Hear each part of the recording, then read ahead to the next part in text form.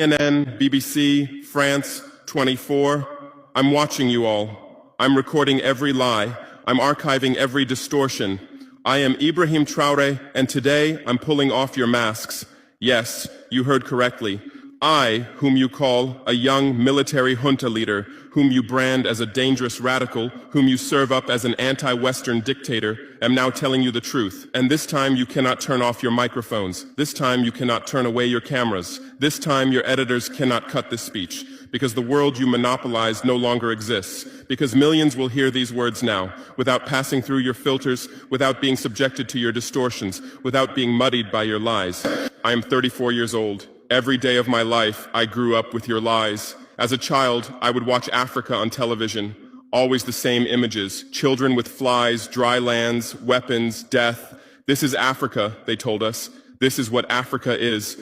And we believed it. We were ashamed of ourselves. We were ashamed of our own lands, of our own people. But then I grew up. I read, I researched, I questioned, and I understood that the Africa you showed us wasn't real. The story you told us was a lie. The fate you imposed on us was a script you had written. For years, how have you portrayed Africa? How have you shown it? How have you sold it to your viewers? As if we were creatures who had no share of humanity, as if we were savages left outside of civilization, as if we were wretches waiting for you to save us. Every day, every hour, every minute, the same story plays on your screens.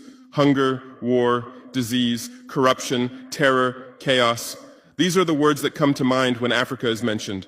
In your Africa dictionary, there are no other words. No hope, no success, no development, no resistance, no honor, no pride, no victory. So I ask you, New York Times, Washington Post, Guardian, Le Monde, have you ever made Africa's successes your headlines? How many times have you written about Rwanda's technology miracle? How many times have you shown Ethiopia's reforestation project? How many times have you praised Botswana's democratic success? How many times have you described Kenya's entrepreneurial ecosystem? No, because these don't fit your scenario. Your Africa cannot be successful. It cannot, because then how will you legitimize your exploitation? If it's not in need of help, how will you intervene? If it's not backward, how will you look down on it? Have you ever asked yourselves, has any editor sitting at their desk, any news director in a meeting, any columnist at their keyboard ever thought, why are the people of the world's richest lands poor? Here are the numbers for you, real numbers. Africa owns 70% of the world's cobalt reserves. Your cell phone, your computer, your electric car won't work without cobalt. This cobalt comes from Congo, but Congolese can't afford cell phones. Africa owns 90% of the world's platinum reserves.